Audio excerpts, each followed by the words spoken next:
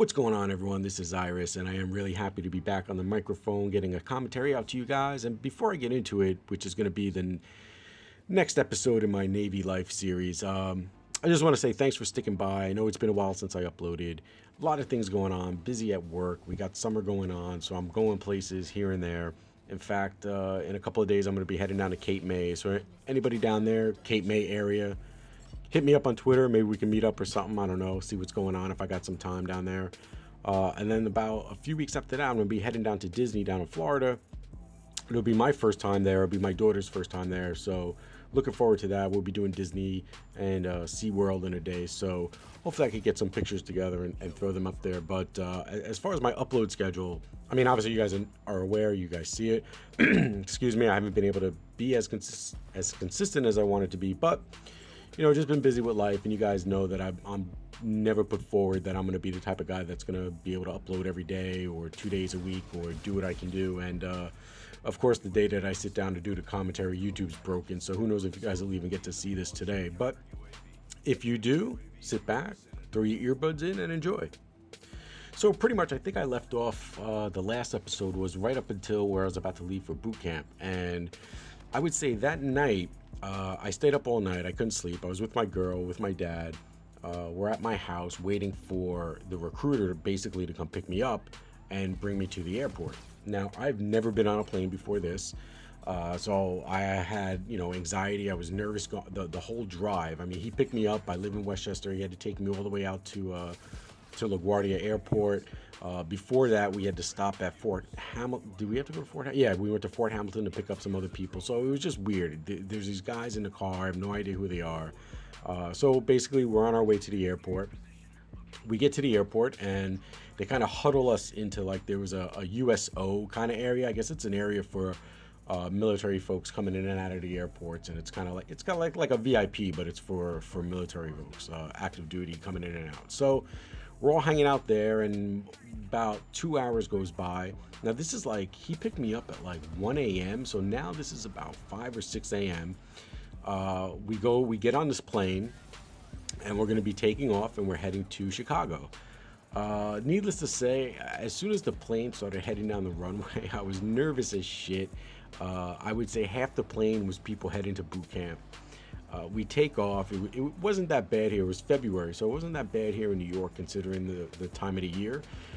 But about halfway through to Chicago, I guess we went into some ice storm or something like that, and the plane is just shaking all around. People are nervous. I'm staring out the window. I had the window seat, and all of a sudden I see the lights Chicago ahead of me, and I was like, this is pretty cool. Kind of changed my objective on taking airplanes and everything. But so we land, and we're coming down, and I see it snowing. To me, it's like a blizzard, and I guess the people in Chicago, it was like a normal Sunday morning to them. So we land, we get off the plane, we go into another USO area, wait for buses to come get us. We get into buses. Now we're heading off to Great Lakes. Now, Great Lakes is where the Navy boot camp is. So now I want to say, up until this point, it really wasn't all Full Metal Jacket, somebody in your face yelling and screaming at you. That didn't happen until we got off the bus. Once we took a step off the bus, that's when shit got real for some people. Now, I was a little bit older going into it. So, I had already been in places of work who had a boss and had dealt with customers that are assholes, and I've been yelled at before. And, I came up in a typical Italian family, so being yelled at wasn't anything new to me. But there were some of these kids from, like, Oshkosh, just, it was an eye-opening experience for them. So you basically got off, and you had to stand in these painted footprints, and you stand there, and they come up, and they're yelling at you, and you got the clothes that you wore are on, and they're yelling at you, and they put you in single file, and the first thing you do is you march in, and you're writing down information, your name, you're taking a packet, and it's a bag, and with that bag, you're going in, and you're picking up clothes, and they're telling you, all right, get 4 of this, 3 of that, 2 of that, and then you go into a room, and you wait online to get a haircut, and they had the flow bees, and they just right down to the scalp, so now you got your crew cut, and you end up with a sweatsuit that is basically, they called it a Smurf suit. It was the Navy, it says Navy on the side, and a Navy hoodie, and you had these cheap ass sneakers. I mean, it was so crazy, and that all happened in like the span of like an hour and a half. Everybody was just like in shock, and they start going through. they broke us up by, I think it was social security number for some reason. That was the way they filtered us out. And they said, all right, you 20 go with that guy, you 20 go with that guy, you 20 go with that one. And that was basically your division was basically made right there. And from there, your division leaders takes you to your birthing area where they had all the racks and everything, your cots and showers and everything like that. And I mean, that was the first day was just crazy. It was such an experience. I mean, you walk into this room. It looks like a small like airplane hangar, and nothing but cots. There was about, I would say, 120 bunk bedded cots. There was in between them each was like an open face closet, like there was no doors or anything. The bathroom, the shower was an open shower, no individual stalls. The toilets, no curtains, no doors, no nothing. They did have a divider in between, but it was about, I don't know, I would say about 2 feet from the wall, so there really wasn't any privacy at all. It was just such a shock. I'd never seen anything like that before in my life. Now, all during this time, you had some people who couldn't take it. People were crying. They were setting them aside. They were breaking them down. And that was really the whole point of boot camp, is basically to break you down. They basically break you down mentally off of any, bad habits, traits you may have learned. And it's so that they can build you up, because once they break you down to your lowest point, everything after that is nothing but trying to motivate you, trying to make you better than you were when you got there, both mentally and physically. I mean, obviously, maybe I could get into the physical part of it, probably in another video, but I mean, they work your ass out. Physical training is no joke. Now, I don't know how it is now. I can't really speak to how the military, I'm sure it's changed a whole lot since I've been there. And I'll get into one of the biggest changes in another video regarding basically how they treat you. I don't even think they could do to people anymore what they did to me, at least in the Navy. I can't speak for the other branches. I'm sure they've gone through their own changes.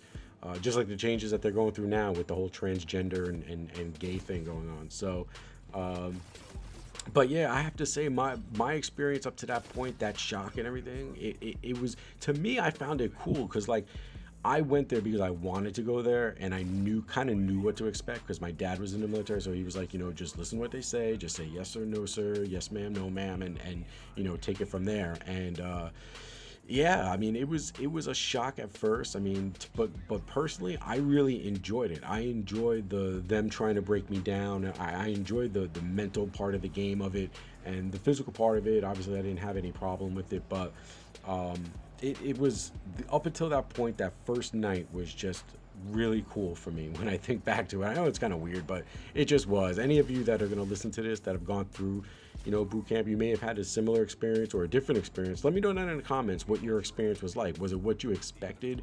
Was it worse? Was it better? But I'm just talking about that first initial night, that first, you get there, and it's basically the first couple of hours while you're there. So that's where I'm going to end it there. I know it was short, but I just really felt bad that I haven't gotten an upload done for a lot of you guys. I know you really like the series, and I wanted to get this series out there before I did any normal commentary on any of the other stuff that's going on, like World War II and all the things that are going on that are like current trending topics in the community. But I think I owed it to a lot of you guys to keep this series going, because it did get a really good response, and I hope it will going forward. I'm gonna have a little bit more time, so I'm gonna start working on my next upload as soon as I get done with this one. I'll probably see if I can find some gameplays, slap it all together, and then think about the topic when I'm down in Cape May, so when I come back I could just get the commentary recorded and just throw it up on YouTube. So hopefully I could kind of get at least not a month and a half between uploads now. And going into the fall, when what I do kind of dies down, I start getting into the slow time of the year, I'll be able to pick that schedule up a little bit. So hope you guys enjoyed it. Hope most of you guys are still here. So if you are, slap a like on it, share it around, and I appreciate you hanging out, and I'll see you on our next one. Later.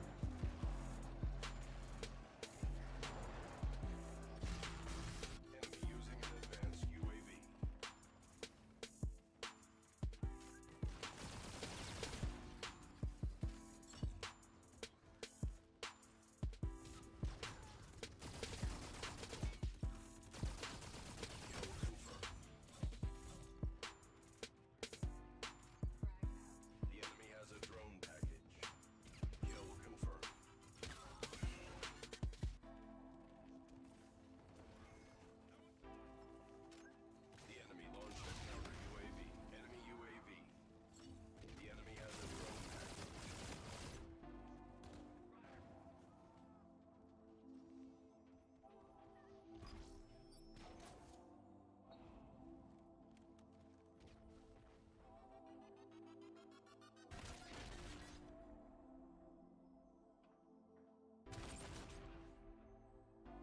success.